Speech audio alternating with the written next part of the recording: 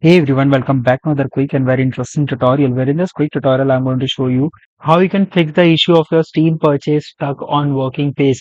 Now, for example, if you go and buy some game and if it's stuck, you have did all the process, entered everything, and if the game is stuck on the purchase page or in the working state, how you can get that fixed? So, in order to fix that, just simply open any of the browser and open the Steam account on it. Once you log into your Steam account on your browser, just simply go to the library from here, or you can just simply search the game that you are about to purchase. Now, for example, if I select this one, now make sure that the game is not already bought for you.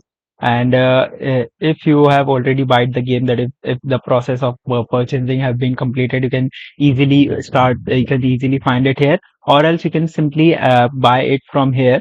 And once you do it, you will find out that the process of stacking on the starting phase have been now fixed. So you can buy the games directly on the web version and you can play on the Steam client. Sure to hit the like button and subscribe button for more such helpful and interesting tutorials. See you in the next one. Take care.